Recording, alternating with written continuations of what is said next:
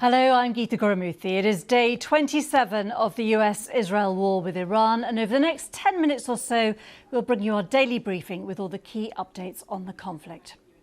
Let's start with some of today's main developments. Donald Trump says Iran is militarily obliterated and Tehran is begging to make a deal. But Iran's foreign minister again denies talks are happening, saying his country has no intention of negotiating with the US. The Iranian military releases new footage of drones being launched at Israel and the Gulf as 2 people are killed in Abu Dhabi by falling debris from an intercepted missile. Among the missiles launched at Israel, one does get through the air defences, striking the central city of Kafr Qasem. And new footage verified by the BBC appears to show the moment an Iranian short-range missile narrowly misses a US fighter jet in the skies over southeastern Iran. Donald Trump says Iran needs to get serious when it comes to talks after reports in the Iranian state media that Iran has rejected a 15-point US peace proposal and has countered it with its own 5-point plan. Speaking at the White House, the US Special Envoy Steve Witkoff confirmed for the first time that the US and Iran are talking indirectly, using Pakistan as an intermediary. It comes as Israel says it's killed an Iranian Navy commander who's been responsible for overseeing the blockade of the Strait of Hormuz. Let's get the latest with Abbas Araghchi from the BBC Persian service. And Abbas, thanks for being with us. We've heard a lot from the US and Donald Trump about these talks. What are we hearing from Iran? That these talks are basically not taking place. Depends on what you exactly mean by talks. On one hand, President Trump says that Iranians need to get serious. On the other hand, he says they're begging for a deal. So depending on exactly what you mean by talks, the Prime Minister of Pakistan today made it very clear that if there are any talks, they aren't direct. They're rather messages that Pakistan is relaying on behalf of Iran, on behalf of the US, in terms of yesterday, that 15-point peace plan that the US presented to Iranians, which was rejected by Iran outright, and then the counterproposal put forward by Iran, a 5-point peace plan of its own. And how do we know about what's going on within the country from ordinary Iranians? Are we able to get a sense of that? Not exactly, because the internet is really out and it's very difficult to speak with Iranians. We know right now, for example, that Tehran is coming, as we speak, under heavy Israeli bombardment. Different parts of Iran are literally shaking, and people who do manage to get online are sending these messages. But generally what you have with the Iranian public are 3 broad categories.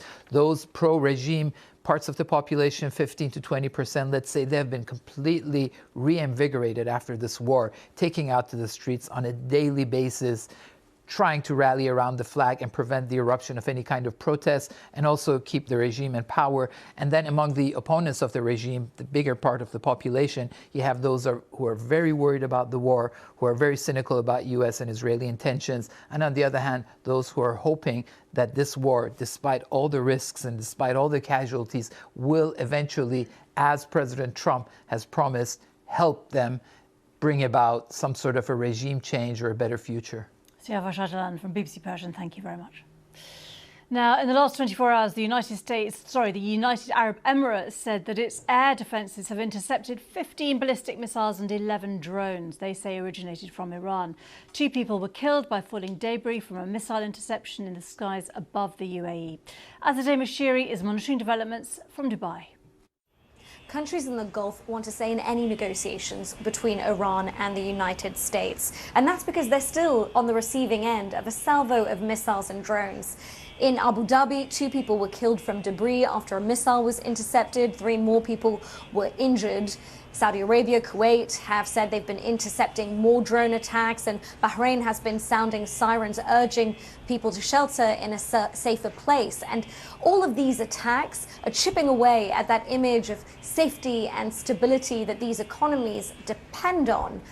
And while in the United Arab Emirates, they're saying that their air defense system is intercepting most attacks, they've got a really tight grip on information, so that's difficult to verify.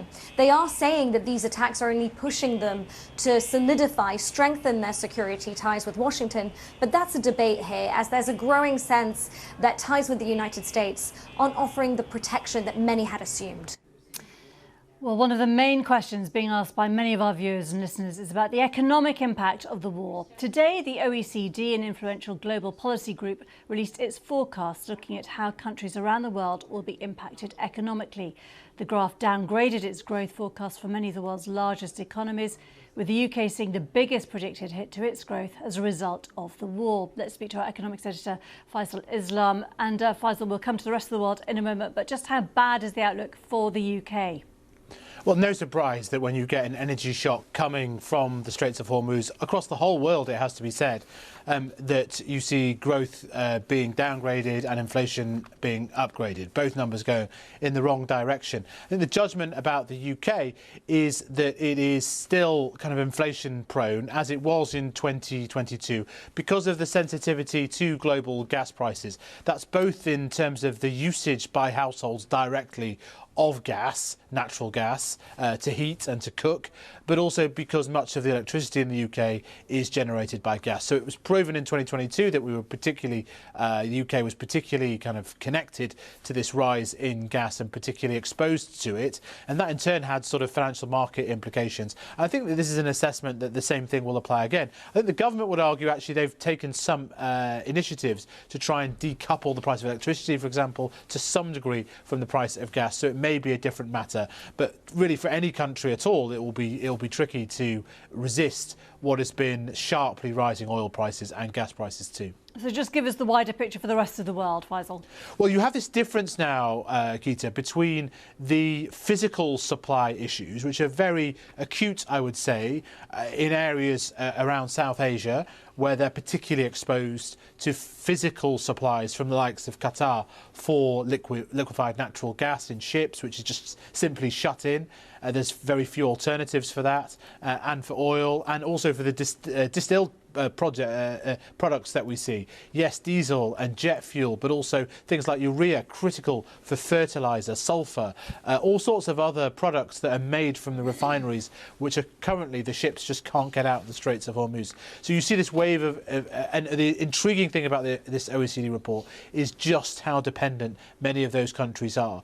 But for the rest of the world, there is a price shock because these are global prices in essence. There is still this uncertainty. Only today we saw the oil price go up a further 5% on this uncertainty. And then even if it was solved tomorrow, which doesn't look very likely in terms of our previous guests' analysis, you now have a sort of permanent shadow hanging over what was, assumed to be a free passage through the Straits of Hormuz. Now, how long will Iran have some demonstrated influence over that, despite the fact they don't have a navy or an air force?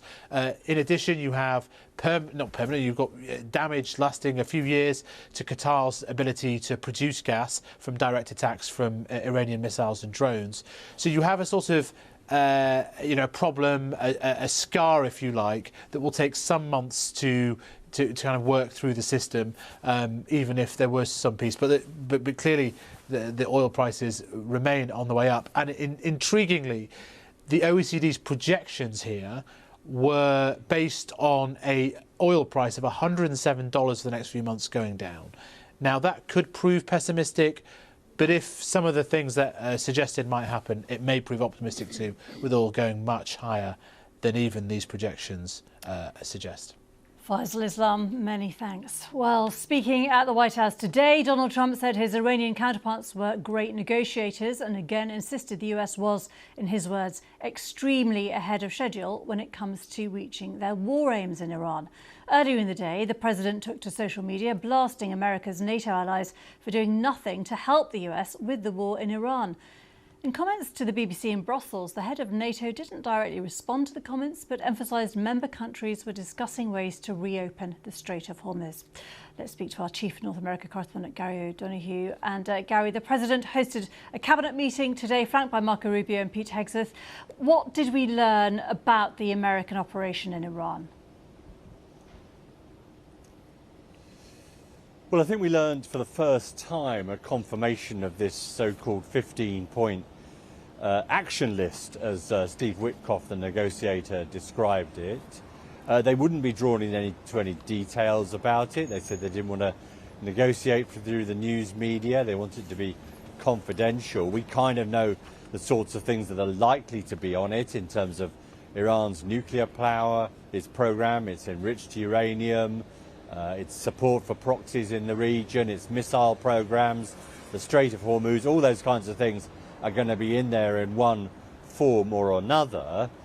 And up until now, the Iranians have rejected all of those things and have indeed disputed any talks were taking place. I think it's clear now there are contacts being held, perhaps via the third party in the shape of Pakistan's government, who seem to be driving much of this.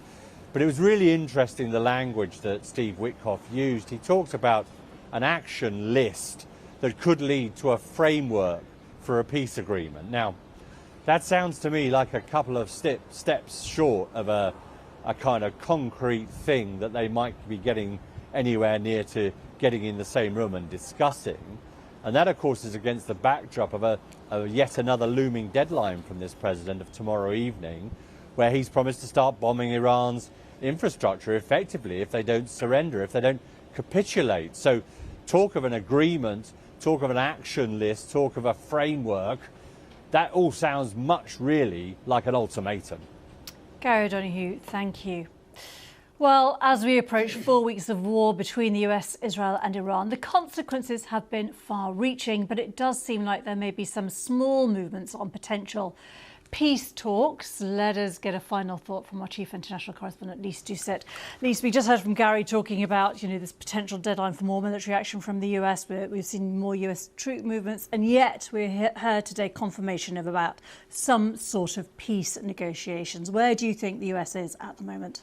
Well, the US is pursuing, as commanders-in-chiefs and presidents often do, many tracks at the same time, preparing for war, but also trying to put forward proposals to end the war. But I think it's a long stretch to describe that 15-point document insofar as if it's the same as the one which has been widely leaked to the media, it's a surrender document for Iran. It doesn't even form a framework. It has been immediately rejected by Foreign Minister Araghchi as excessive, although they have been careful not to rule it out. They have put forward some new ideas, their own 5-point plan. So the important thing in these negotiations is, well, I think it's too far-fetched to say these are talks, as President Trump does, or negotiations. But diplomacy can also include the sharing of messages. And the channels have been opened, and that's important. At least it's very, very preliminary and very, very tentative. And the main channel, as far as we can see, seems to be between the Field Marshal of Pakistan, Asa Munir, and the person that President Trump, we believe, wants to talk to. We don't know whether he definitely doesn't want to talk to President Trump directly at this moment. The Mohammad Bagher Ghabalov, who's the Speaker of the Iranian Parliament, has extensive experience in the security agencies of Iran, and messages are passing back and forth, but very tentative. And on both sides, they are such maximalist demands. They would never be accepted by either side. And you have extensively worked in this part of the world for so long, including in Pakistan. And I just wondered how much trust is there? Because some of the criticism of the US position initially was how can Iran now trust a negotiation, given the US took action repeatedly when there was supposed to be a negotiation process still ongoing? Bear in mind, this is a relationship which stretches back 47 years since the Islamic Republic and the hostage-taking, which lasted 444 days, and it still casts a long shadow.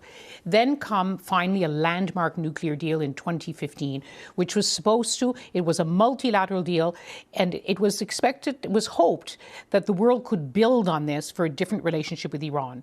President Trump pulled out of it. And then when negotiations did succeed about making a new deal, both times, as you've already hinted, in June of 2025, they were shattered by an American-backed Israeli strike. In February of this year, they were shattered by an American-backed Israeli strike. So you can imagine that trust is absolutely sub-zero. So Iran views, and with evidence to support it, any kind of diplomacy as a subterfuge. And they've said that. We believe you are just trying to divert attention from the fact that you're preparing military options, and also you want to bring the oil prices down and bring the markets up. Lise Doucet, we'll have to leave it there. Thank you so much for being with us.